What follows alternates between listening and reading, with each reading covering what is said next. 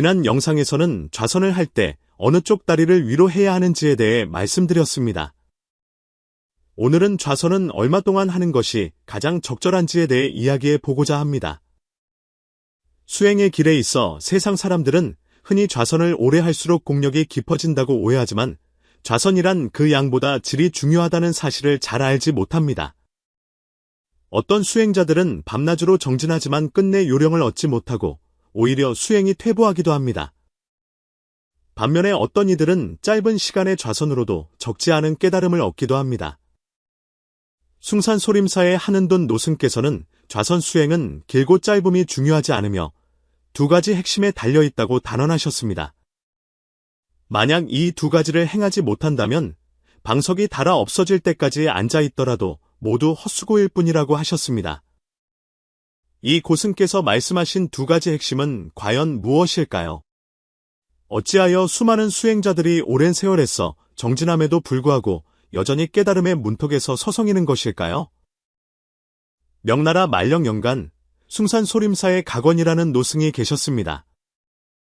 나이는 70에 가까웠고 머리는 학처럼 희었으나 얼굴은 구릿빛이었으며 눈빛은 번개처럼 형형했습니다. 사찰의 모든 스님들은 가건 스님께서 50년 동안 소림사를 떠나지 않으셨기에 철선승이라 불렀습니다.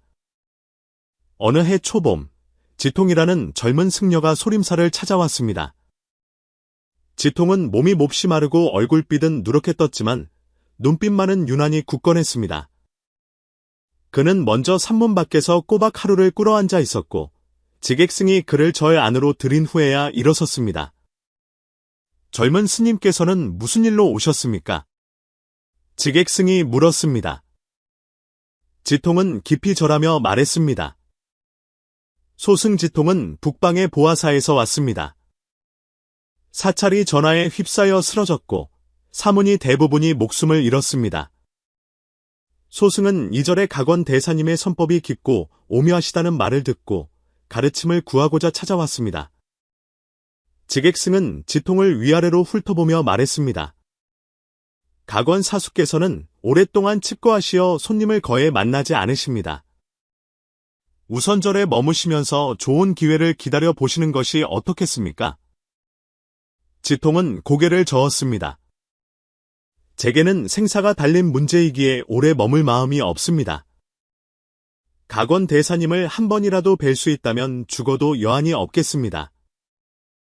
가건의 선방은 사찰의 가장 외진 곳에 자리하고 있었고 주위는 고목이 둘러싸고 있어 고요하기 그지없었습니다. 지통은 선방 밖의 한 바위 위에 다리를 틀고 앉아 좌선을 시작하며 기다렸습니다. 사흘이 지나자 지통은 눈에 띄게 수척해졌고 안색은 더욱 창백해졌지만 눈빛은 여전히 굳건했습니다. 나흘째 되는 날 새벽, 지통의 입에서 급한 기침 소리가 터져나왔고 이내 한 입에 선혈을 토해내 앞에 돌계단을 붉게 물들였습니다. 그 소리에 선방 안의 가건 스님이 놀라셨습니다. 선방 문이 천천히 열리고 가건 스님은 문 앞에 서서 곧 숨이 넘어갈 듯한 지통을 바라보았습니다. 나흘 밤낮을 꼬박 앉아 있었구나. 어찌 이리도 고집이 센가? 지통이 힘겹게 말했습니다. 소승은 10년을 수행하며 매일 6시간 이상 좌선하였으나 공력은 전혀 늘지 않고 오히려 몸이 점점 쇠약해져 가르침을 구하고자 왔습니다. 말을 마치기도 전에 그는 다시 한번 피를 토하며 쓰러질 듯했습니다. 가건이 지통을 부축하며 말했습니다. 상처가 가볍지 않으니 우선 안으로 들어와 쉬거라. 잠시 후 지통은 기운을 조금 차렸습니다. 목숨을 구해주셔서 감사드립니다. 대사님. 가건은 조용히 지통을 바라보며 물었습니다. 매일 6시간씩 10년을 좌선하였다 하였는데 어찌하여 몸이 이리도 쇠약해졌는가? 지통은 부끄러운 듯 고개를 숙였습니다.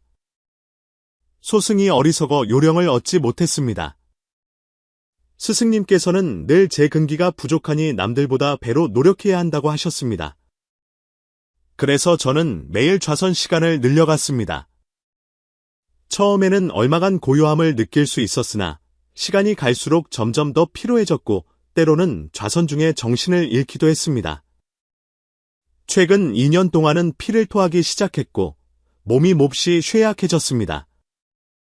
내 스승이 올바른 좌선법을 가르쳐 주었는가? 가건이 물었습니다. 지통은 고개를 끄덕였습니다. 스승님께서는 산처럼 단정히 앉고 바람처럼 호흡을 고르며 물처럼 마음을 고요히 하라고 가르치셨습니다. 저는 늘 그 가르침대로 행하려 노력했지만 뜻대로 되지 않았습니다. 좌선을 할 때마다 졸음에 빠지거나 마음이 불안하고 잡념이 끊이지 않았습니다. 저는 제 노력이 부족하다 여기고 더욱 용맹정진하였으나 정진하면 할수록 몸은 더욱 쇠약해졌습니다. 가건은 한숨을 내쉬었습니다. 너는 노력이 부족한 것이 아니라 방법을 잘못 쓴 것이다. 좌선이란 오래 앉아 있는다고 좋은 것이 아니다. 지통이 다급하게 물었습니다. 그렇다면 좌선의 핵심은 과연 무엇입니까? 가건은 직접 답하는 대신 물었습니다. 평소 좌선을 할 때 몸에 불편한 점은 없었는가? 지통은 사실대로 답했습니다. 자주 가슴이 답답하고 숨이 가빴으며 때로는 어지럽고 눈앞이 캄캄해졌습니다. 심할 때는 가슴이 두근거리고 불안하여 잠들기 어려웠습니다. 다음 날 아침, 가건은 지통을 데리고 절 뒤에 한 산골짜기로 갔습니다. 골짜기에는 시냇물이 졸졸 흐르고 양쪽 기슭에는 기암괴석이 늘어서 있었습니다. 가건은 시냇물을 가리키며 말했습니다. 저 물을 보아라. 끊임없이 흐르지만 언제나 맑구나. 어째서일까? 지통은 잠시 생각한 후 답했습니다. 수원지가 마르지 않고 묵은 물이 흘러가면 새 물이 채워지기 때문입니다. 그렇다. 가건은 만족스럽게 고개를 끄덕였습니다. 사람의 기운 또한 이와 같아서 끊임없이 순환하며 생생불식해야 한다. 좌선할 때 기운의 흐름이 막히면 마치 저 시냇물이 막혀 흐려지는 것과 같다. 그는 다시 한 덩이의 거대한 바위를 가리켰습니다. 저 바위는 천년을 서 있으면서도 무너지지 않는다. 어째서일까? 지통이 답했습니다. 뿌리가 굳건하기 때문입니다. 바로 그것이다. 가건은 말을 이었습니다. 좌선 또한 뿌리가 굳건해야 한다. 단지 자세를 바르게 하는 것만으로는 부족하며 안과 밖이 하나가 되어야 한다.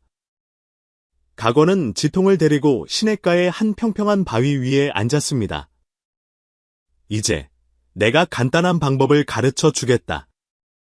먼저 저 시냇물의 흐름을 관찰한 다음 눈을 감고 너의 호흡이 저 시냇물처럼 끊임없이 흐른다고 상상해 보아라. 지통은 그대로 따랐고 잠시 후 눈을 떴습니다. 호흡이 한결 편안해진 것 같습니다. 이것은 첫걸음일 뿐이다. 가건이 말했습니다. 좌선 수행은 양보다 질이 중요하다. 어떤 이는 한 달 좌선하여 다른 이의 10년 공부를 넘어서고 어떤 이는 반 시즌만 정자해도 마음이 고요하고 맑아진다. 또 어떤 이는 하루 종일 다리를 틀고 앉아 있어도 망상만 어지러이 일어난다. 그 차이가 어디에 있겠는가? 가건은 지통에게 다시 다리를 틀고 앉으라 한 뒤 소매에서 기이한 모양의 옥돌 하나를 꺼내 지통 앞에 놓았습니다. 이것은 수행자의 내면 상태를 비추는 조심석이다. 가건이 설명했습니다. 지통은 신기한 듯 반투명한 옥돌을 바라보았습니다. 기이하게도 돌은 햇빛 아래서 옅은 붉은 빛을 띠었고 그 색깔은 계속해서 변하고 있었습니다. 무엇이 보이는가? 가건이 물었습니다. 돌이 붉게 변하고 있고 색이 계속해서 바뀝니다. 지통이 답했습니다. 가건은 고개를 끄덕였습니다. 그것은 내 마음의 파동이 매우 크다는 것을 의미한다. 진정으로 좌선을 할 줄 아는 사람 앞에서는 조심석이 안정된 푸른 빛을 띈다. 이 옥돌이 정녕 그리 신기하단 말입니까? 옥돌에 있는 것이 아니라 내 마음에 있다. 각원이 말했습니다. 마음이 맑은 거울과 같으면 사물이 오면 그대로 비춘다. 내 마음이 어지러운 실타래와 같으니 자연히 안정될 수 없는 것이다. 이제 내가 이 돌을 푸른색으로 만드는 법을 가르쳐 주겠다. 각원은 지통에게 호흡을 조절하고 몸을 이완시킨 다음 다른 어떤 것도 생각하지 말고 오직 돌에만 집중하라고 지도했습니다. 지통은 한참 동안 애썼지만 돌의 색은 붉은색과 주황색 사이에서 변할 뿐 푸른색으로 바뀔 기미가 전혀 보이지 않았습니다. 어찌하여 이리도 어렵습니까? 지통은 다소 낙담하여 물었습니다. 각원은 설명했습니다. 너는 억지로 구하는 것에 익숙하고 좌선을 일종의 노력이라고 생각하는 것에 익숙하기 때문이다. 그러나 실은 그렇지 않다. 진정한 좌선은 일종의 이완이며 자연의 상태로 돌아가는 것이다. 그는 손을 들어 멀리 나뭇가지에 앉은 새 한 마리를 가리켰습니다. 저 새를 보아라. 어떻게 서 있을지 생각할 필요도 없이 자연스럽게 균형을 유지하지 않는가? 사람 또한 이와 같아서 본래 스스로 안정할 수 있는 능력을 갖추고 있으나 단지 망상에 가려져 있을 뿐이다. 지통은 무언가 생각에 잠긴 듯했습니다. 그렇다면 어떻게 해야 이 자연스러운 상태를 회복할 수 있습니까? 각원은 신비로운 미소를 지었습니다. 좌선의 참된 이치는 두 가지 점에 있다. 이 두 가지는 간단해 보이지만 수많은 수행자들이 평생을 바쳐도 진정으로 터득하기 어려운 오묘한 이치이다. 만약 이 두 가지를 해낼 수 있다면 반시간의 좌선이 다른 이의 10년 고행을 능가할 것이다. 그 두 가지가 무엇입니까? 지통이 간절하게 물었습니다. 각원은 의미심장하게 말했습니다. 보통 사람들이 좌선을 해도 대부분 효과가 없는 것은 바로 이 두 가지를 꿰뚫지 못했기 때문이다. 내가 여러 해 좌선하고도 오히려 해를 입은 것도 이 두 가지를 터득하지 못했기 때문이다. 진정한 핵심을 알고 싶은가? 각원은 옅은 미소를 지으며 그 깊은 눈빛은 마치 지통을 더 깊은 선의 경지로 이끌려는 듯했습니다. 그는 지통을 바라보며 천천히 입을 열었습니다. 네가 나에게 수행의 핵심을 물었으니 이 두 가지는 실로 좌선 수행의 정수라 할 수 있다. 첫째는 이완이요. 둘째는 집중이다. 지통은 그 말을 듣고 얼굴에 의아한 빛을 띄었습니다. 이완과 집중, 이 둘은 서로 반대되는 것처럼 보입니다. 어떻게 동시에 해낼 수 있단 말입니까? 각원은 천천히 고개를 저었습니다. 저 산골짜기의 시냇물을 보아라. 물은 자연스럽고 맑게 흐르며 아무런 막힘이 없다.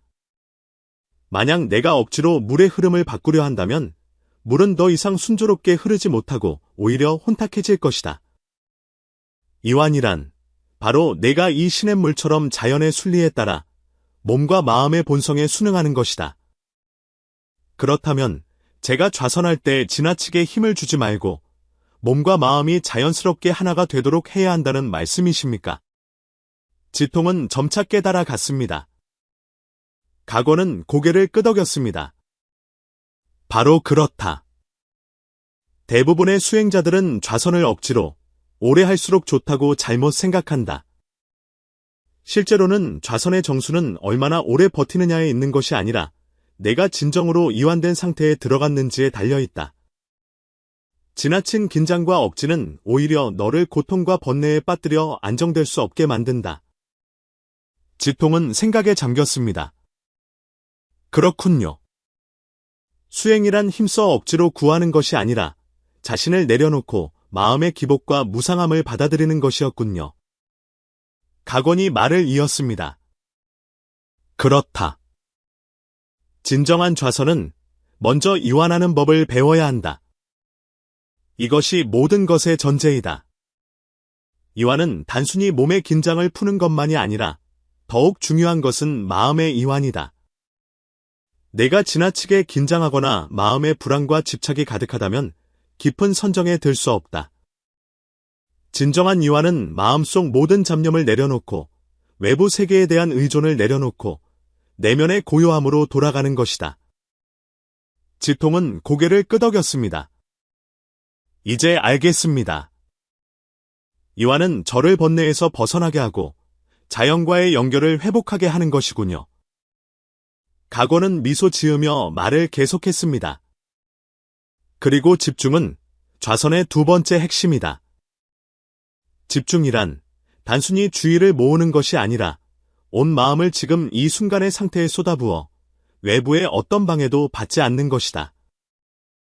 호흡이든 몸 안의 기운의 흐름이든 혹은 주위의 소리이든 진정한 집중은 내가 이 모든 것과 하나가 되어 무아의 경지에 들어서는 것이다. 지통은 깊은 숨을 들이쉬었습니다.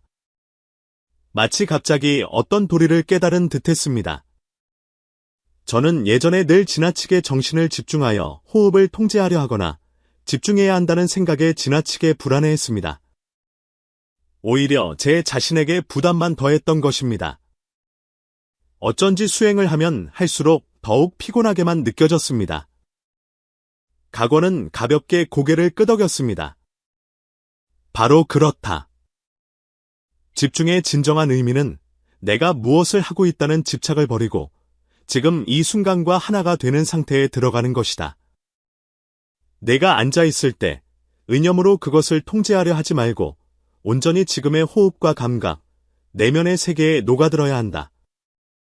진정한 집중이란 오히려 마음속 모든 속박을 내려놓고 자연스러운 집중으로 돌아가는 것이다.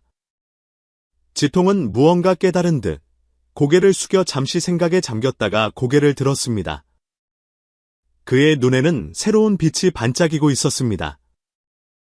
이제 이 두 가지 요점을 이해한 것 같습니다. 이완과 집중은 서로 반대되는 것처럼 보이지만 실은 서로를 의지하고 있었습니다. 만약 제가 자신을 이완시키고 집중하지 않는다면 마음이 흩어질 것입니다. 만약 제가 지나치게 집중하고 이완하지 못한다면 집착이 생겨 경지에 들 수 없을 것입니다. 오직 이완된 상태에서 집중할 때만이 진정한 선정의 경지에 이를 수 있는 것이군요. 각오는 만족스러운 눈빛으로 지통을 보며 고개를 끄덕였습니다. 내 말이 맞다. 이완과 집중, 이 둘의 결합이 바로 좌선의 참된 이치이다. 그것들은 서로 대립하는 것이 아니라 서로를 촉진한다. 이완은 너를 깊은 상태로 이끌고 집중은 내가 그 상태에서 길을 잃지 않도록 해준다. 지통은 갑자기 부끄러운 듯 고개를 숙였습니다. 저는 예전에 늘 제가 좌선하는 시간이 길수록 진리에 더 가까워질 수 있다고 생각했습니다. 매번 좌선할 때마다 제가 많은 노력을 기울였다고 생각했지만 끝내 기대했던 효과를 얻지 못했습니다. 제 수행이 그릇된 길을 가고 있었던 것입니다. 각오는 가볍게 그의 어깨를 두드렸습니다. 수행의 길은 멀리 가는 것이 아니라 점점 더 가까워지는 것이다. 좌선은 형식이 아니라 내면에 대한 깨어있는 알아차림이며 자아에 대한 인식이다. 내가 이제 이 두 가지를 이해했으니 앞으로는 반드시 진정한 진보를 이룰 것이다. 그 후 며칠 동안 지통은 각원의 지도 아래 새로운 좌선 방법을 시도하기 시작했습니다. 그는 좌선에 들 때마다 먼저 자신의 몸을 조절하고 근육을 이완시키며 긴장감을 해소했습니다. 그런 다음 그는 자신의 주의를 의식적으로 통제하려 하지 않고 자연스럽게 호흡에 집중했습니다. 그는 점차 자신의 마음이 더욱 고요해지고 잡념이 줄어들며 몸의 피로감도 서서히 사라지는 것을 발견했습니다. 한 달 후 지통의 몸은 잘 회복되었고 얼굴빛도 점차 홍조를 띠었으며 눈빛은 더욱 맑고 또렷해졌습니다. 그는 더 이상 예전처럼 좌선 시간을 억지로 늘리려 하지 않고 내면의 체험과 알아차림을 더욱 중시하게 되었습니다. 좌선 시간은 길지 않았지만 그의 수행은 더욱 깊어졌습니다. 어느 날 각오는 지통을 보고 미소 지으며 말했습니다. 너는 이제 진정한 좌선법을 터득했구나. 마음이 거울처럼 맑아져 더 이상 파동이 없고 기운의 흐름이 물과 같아 몸과 마음이 하나가 되었다.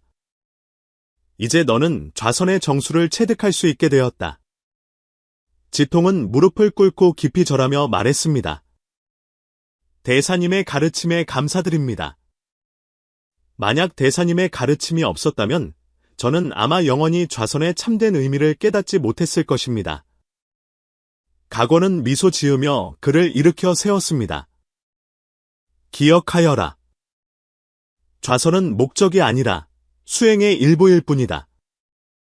진정한 수행은 평소의 삶 속에서 내면의 고요함과 집중을 유지하며 그 고요함을 삶의 모든 순간으로 가져오는 것이다.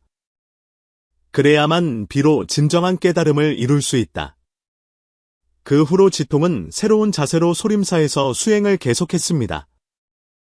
세월이 흘러 그는 점차 지혜와 자비를 겸비한 대사가 되었습니다. 그는 늘 각원 대사의 가르침을 되새기며 이완과 집중이라는 이 두 가지를 자신의 수행 핵심으로 삼아 더 많은 후학들에게 전수했습니다. 선수행의 참된 이치는 결코 복잡하지 않습니다. 좌선은 시간의 길고 짧음이 아니라 그 잠시의 고요함 속에서 자기 내면의 진정한 평화와 힘을 찾을 수 있느냐에 달려 있습니다.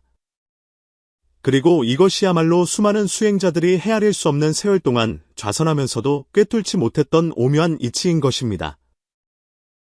올바른 좌선을 꾸준히 하면 몇 가지 예상치 못한 변화를 가져올 수 있습니다. 오늘 우리는 5년 동안 좌선 수행을 꾸준히 해온 한 수행자의 이야기를 들어보겠습니다. 제가 결과부자라는 말을 처음 들은 것은 제게 안마를 해주던 한 젊은이로부터였습니다. 그가 제 다리를 주무르며 물었습니다. 혹시 결과부자를 하실 줄 아세요?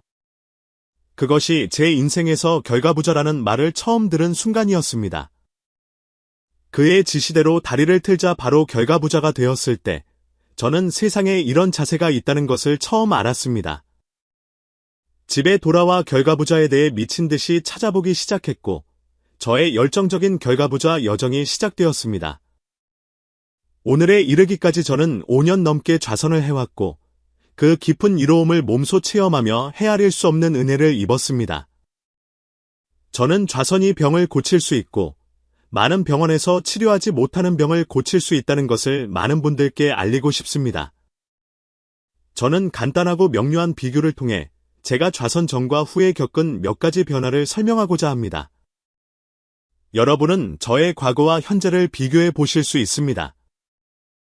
저의 모든 긍정적인 변화는 좌선에서 비롯되었습니다. 제 인생에서 좌선을 만날 수 있었던 것은 정말 큰 행운이며 인연 있는 분들과 특별히 나누고 싶습니다. 먼저 제가 좌선을 시작하게 된 계기부터 말씀드리겠습니다.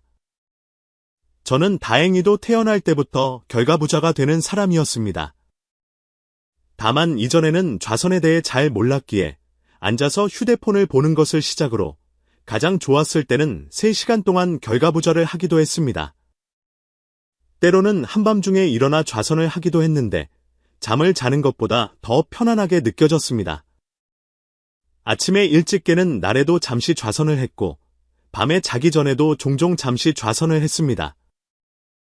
보통 매일 점심때쯤 1시간은 반드시 좌선을 했습니다.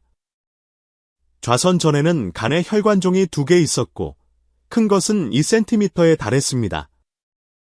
그런데 좌선 후 이듬해 회사 건강검진에서 그것이 놀랍게도 사라졌고 3년째 검진에서도 여전히 없었습니다.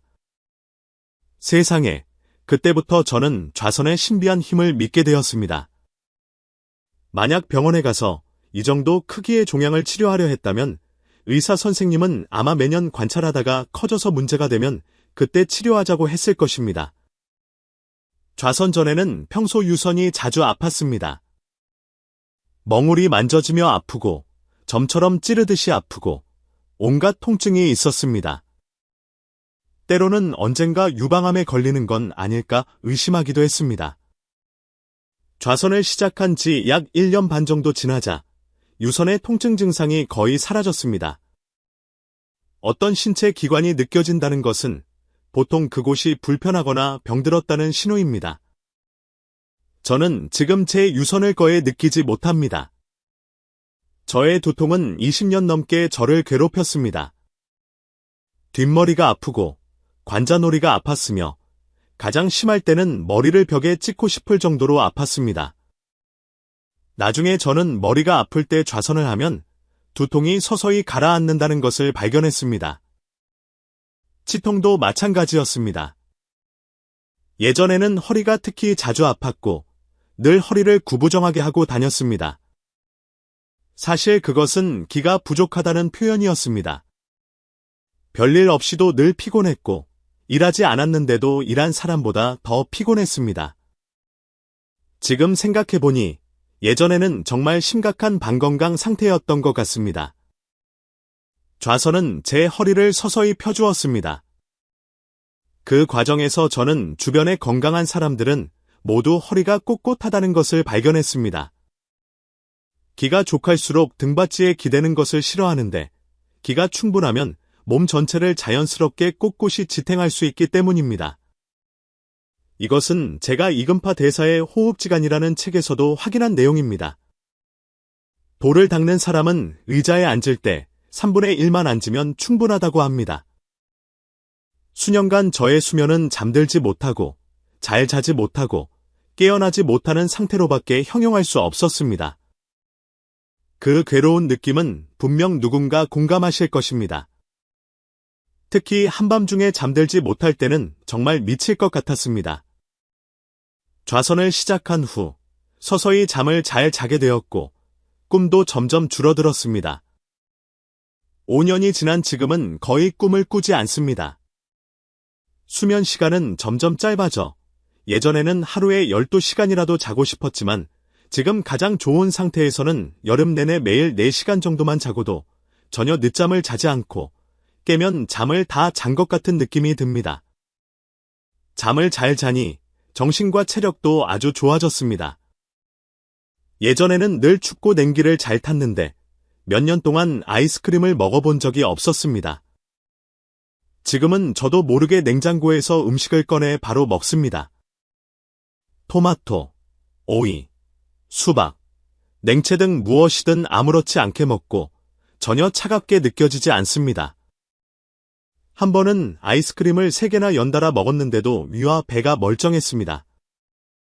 예전에는 식탐이 많고 먹는 것을 좋아했으며 고기가 없으면 밥을 못 먹었습니다. 좌선을 시작한 지 약 3년째부터 식사량이 줄어들었고 동시에 고기를 먹을 수 없게 되었습니다. 보기만 해도 군침이 도는 스테이크, 토마토 소고기 볶음, 양꼬치 같은 맛있는 음식들이 제 입에 들어가면 맛이 변했습니다. 비리거나 아무 맛도 나지 않았고 더 이상 제 기억 속에 그 맛있는 음식이 아니었습니다. 서서히 채식주의자가 되었고 식사량은 하루 2끼나 1끼로 줄었습니다. 그리고 더 이상 정해진 식사 시간에 맞춰 먹지 않고 배고프면 먹고 먹고 싶으면 먹는다는 원칙으로 생활합니다. 마치 이제야 비로소 밥을 먹는다는 것이 무엇인지, 어떻게 먹어야 하는지 알게 된 것 같습니다. 정신력과 인내심이 대폭 향상되었습니다. 예전에는 늘 피곤하고 기운이 없고 눕고 싶고 자고 싶었습니다. 땀도 많이 흘려서 운동을 조금만 해도 땀을 뻘뻘 흘렸습니다. 지금은 2시간 연속으로 공을 쳐도 피곤하지 않습니다. 몸에 여러 가지 병이 있는 사람은 보통 건강한 사람보다 더 행복하고 낙관적이며 활기차기 어렵습니다. 무엇을 하든 에너지가 필요하기 때문입니다. 몸이 흡수하는 에너지가 일상 소모량에도 미치지 못하는데 건강을 회복할 여력이 어디 있겠습니까? 좌선은 뜻밖에도 병원에서 고치지 못하던 저의 많은 병들을 고쳐주었습니다. 이것들은 모두 좌선이 가져다준 가장 기본적이고 초보적인 변화의 일부일 뿐입니다. 5년 동안 저는 몸이 좋아지고 정신이 맑아지며 오래된 병이 사라지는 것은 좌선이 주는 최소한의 보답에 불과하다는 것을 깊이 깨달았습니다. 좌선 후 채식을 하게 되고 자연으로 돌아가게 되었습니다. 나무와 풀을 아끼고 땅을 깨끗이 하며 꽃의 언어와 새의 지적임에 교감하게 되었습니다. 미각과 후각이 대폭 향상되었고 내면의 평온함은 계속해서 깊어지고 있습니다. 모든 상황에 대처할 때 마음속에 반석처럼 굳건한 정의 신침이 생긴 것 같습니다. 거센 비바람이 몰아쳐도 제 마음은 거울처럼 고요합니다. 마음에 대한 좌선의 치유는 보통 신체적 자질이 일정 수준까지 회복되었을 때 자동으로 시작됩니다. 불안, 두려움, 분노, 원망, 탐식, 슬픔 등은 모두 우리 삶의 행복 지수를 떨어뜨립니다. 우리는 늘 외부 환경에 이끌리고 감정에 얽매여 살아갑니다. 좌선은 제 마음을 조금씩 맑게 하고 조금씩 회복시키며 조금씩 알아차리게 하여 저를 본래의 모습으로 되돌려놓고 생명의 본래 모습을 알게 해주었습니다. 더 많은 심령적, 영혼적 차원의 변화들, 그리고 제가 본 나무의 빛, 사람의 빛, 풀의 빛, 그리고 몇 가지 가문과 신통에 대해서는 앞으로 천천히 기록하고 수행하는 분들을 위해 조금이나마 나누고자 합니다. 지난 세월 동안 저는 무언가를 찾아 헤맸습니다. 아득한 세월 속에서 계속 찾아 헤맨 끝에 저는 마침내 제 자신을 보았습니다. 저의 몸, 저의 마음, 저의 영혼. 저는 원래 더 건강하고, 더 즐겁고, 더 행복하게 살 수 있는 존재였습니다. 이것이 바로 제가 본래 있어야 할 모습이었습니다. 이것이 바로 본래의 저였습니다. 당신의 몸이 건강을 회복하고 마음이 고요함을 되찾으며 영혼이 상승하기를 기원합니다. 좌선은 또한 누구나 함부로 할 수 있는 것은 아닙니다. 우리는 드라마나 영화에서 세상과 등진 고수들이 좌선으로 수행하는 모습을 자주 봅니다. 현실에서도 사찰이나 도관의 수행자들은 좌선을 통해 마음을 고요히 하고 건강을 지키는 것을 즐겨합니다. 많은 사람들이 좌선이 어떤 느낌인지 궁금해합니다.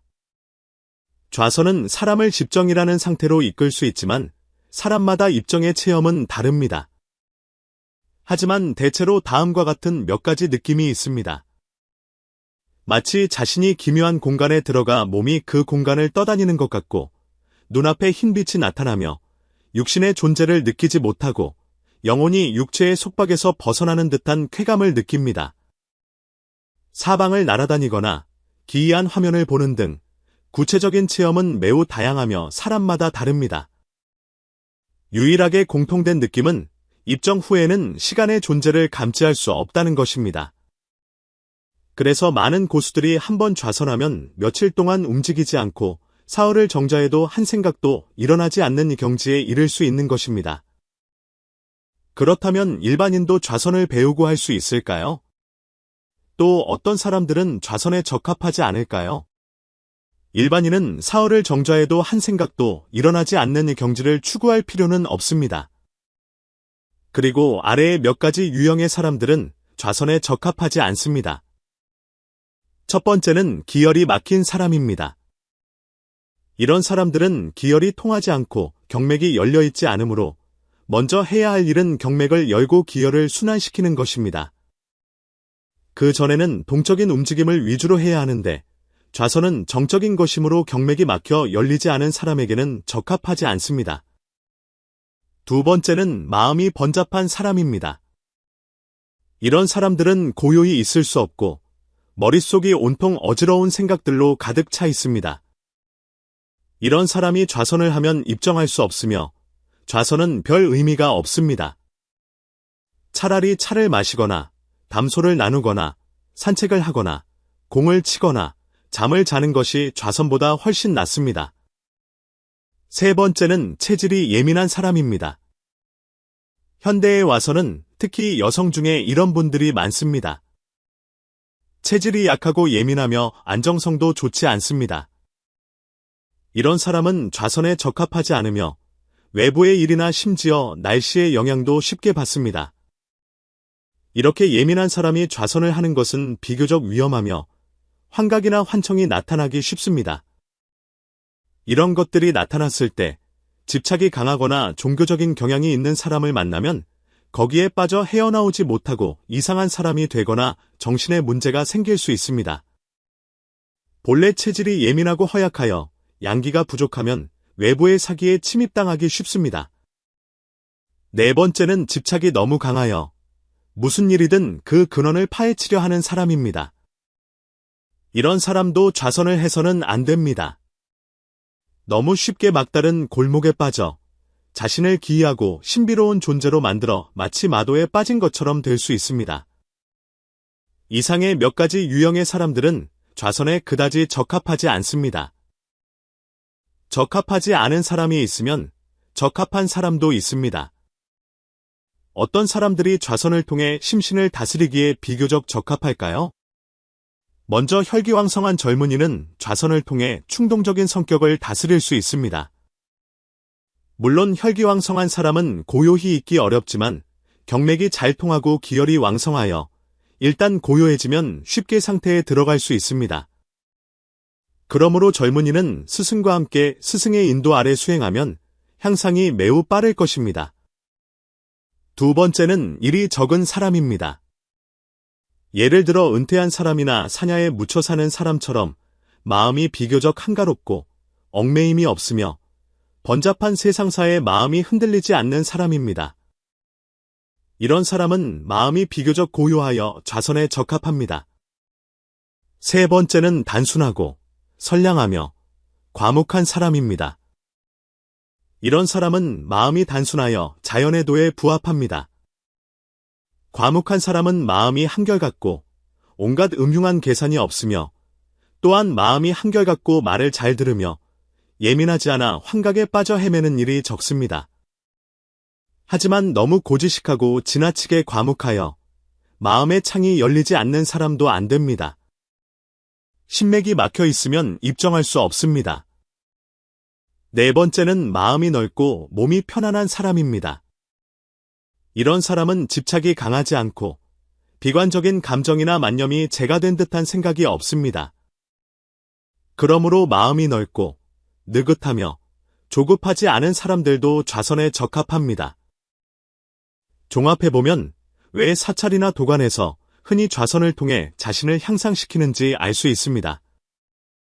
좌선은 마음의 수련에 더 가깝기 때문에 마음에 대한 일정한 요구 조건이 있습니다. 먼저 고요히 있을 수 있어야 하고 다음으로 단순하고 잡념이 없으며 욕망이 없어야 합니다. 그래야만 좌선을 통해 입정하고 모든 잡념을 버리고 외부의 사기에 영향을 받지 않으며 공허하고 영묘한 경지를 체험할 수 있습니다. 그러므로 출가 수행자들이 좌선에 더 적합한 것입니다. 일반인이라도 위에 언급된 좌선에 적합한 유형에 해당된다면 좌선을 통해 마음을 고요히 하고 건강을 지킬 수 있습니다.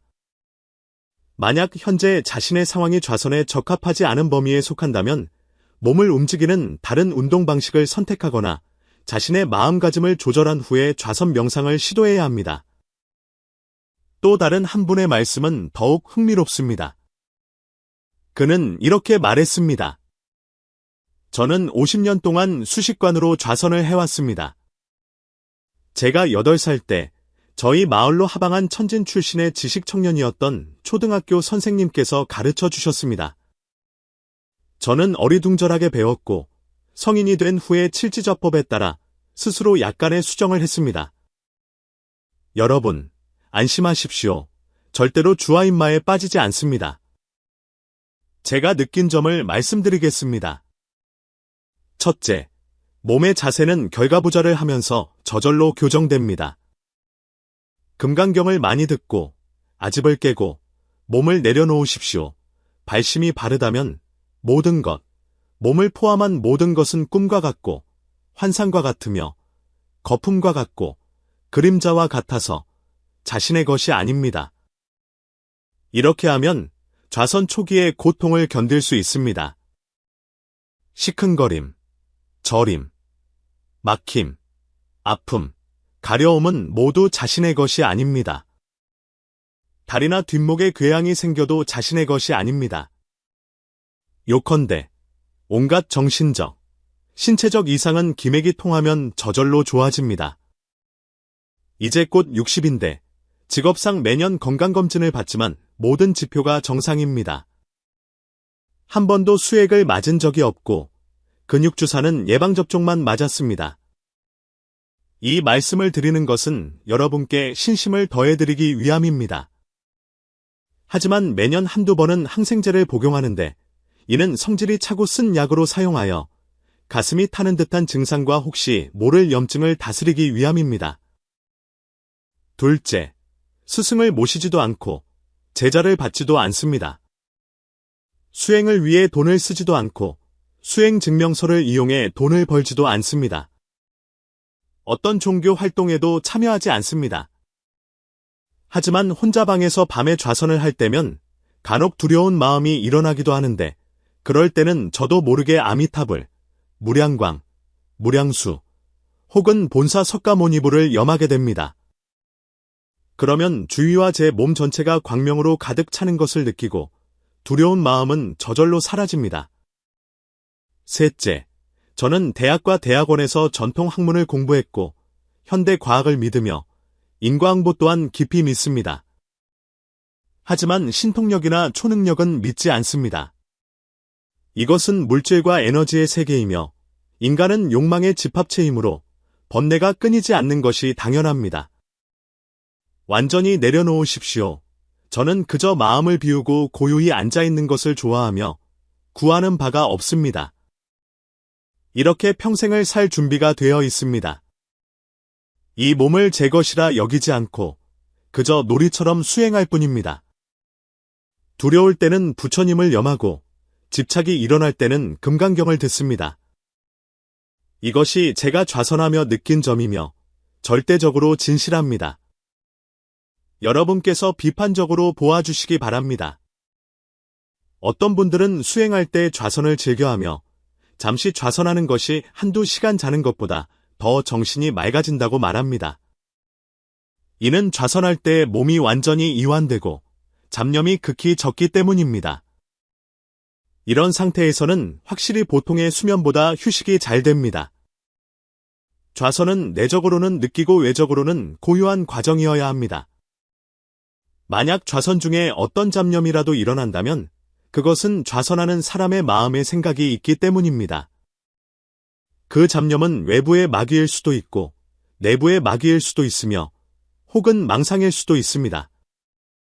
내적으로 느끼고 외적으로 고요한 상태란 내부적으로는 평온함을 느끼고 외부의 어떤 사물도 좌선하는 당신에게 영향을 미치지 못하는 상태입니다. 몸의 내부 또한 평상시처럼 운행하며 그 사람은 일종의 침잠 상태에 들어갑니다. 꾸준히 할 수만 있다면 분명히 효과가 있을 것입니다. 처음 좌선을 연습할 때는 자신에게 너무 높은 요구를 하지 마십시오. 그렇지 않으면 쉽게 포기하게 됩니다. 처음부터 완전히 마음을 비우고 잡념이 없는 상태를 추구하지도 말고 입정을 추구하지도 마십시오. 진정으로 좋은 상태에 도달하는 것은 수련이 필요하기 때문입니다. 수련 없이 성공할 수는 없습니다. 하지만 반드시 기억해야 할 것은 좌선할 때는 억지로라도 자신을 비우고 아무것도 생각하지 않으려 노력해야 하며 매번 좌선하는 시간을 점차 늘려가야 한다는 것입니다. 좌선 연습은 매우 좋으며 사람의 심신 건강에 모두 도움이 됩니다. 하지만 절대로 맹신해서는 안 되며 좌선이 만능이라고 생각해서는 안 됩니다. 예를 들어 좌선이 과연 사람을 병들지 않게 할 수 있는가에 대해서는 의문의 여지가 있습니다. 그러므로 스스로 수련하는 과정에서 너무 많은 부담을 갖지 말고 편안한 마음으로 임하십시오.